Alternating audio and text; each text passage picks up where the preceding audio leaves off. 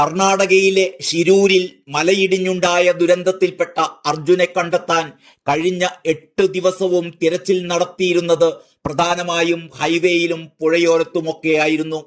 അർജുന്റെ ലോറി കരയിൽ തന്നെ മണ്ണിനടിയിലാണുള്ളത് എന്നായിരുന്നു രഞ്ജിത്ത് ഇസ്രായേൽ ഉൾപ്പെടെ മലയാളികളായ രക്ഷാപ്രവർത്തകരായെത്തിയ പലരുടെയും അഭിപ്രായം.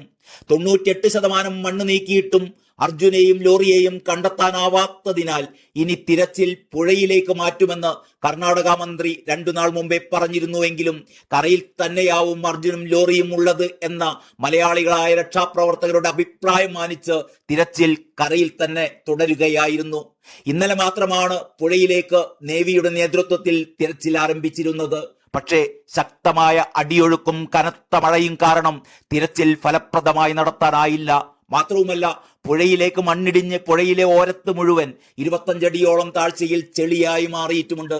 അതിനിടയിലാണ് നിർണായകമായ ഒരു വിവരം ദൃക്സാക്ഷിയായ ഒരാൾ പങ്കുവച്ചിരിക്കുന്നത്. ഇന്നത്തെ മലയാള മനോരമ പത്രത്തിലാണ് ആ വാർത്തയുള്ളത്.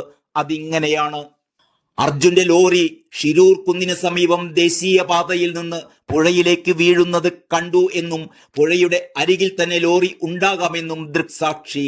പുഴയുടെ മറുകരയിൽ ഉൾവരെ ഗ്രാമത്തിൽ നിന്ന് ഗംഗാവാലി പുഴയിൽ ഒഴുകി വരുന്ന വിറക് ശേഖരിക്കാൻ വന്ന നാഗേഷ് ഗൌഡയാണ് മനോരമയോട് ഇക്കാര്യം വെളിപ്പെടുത്തിയത്.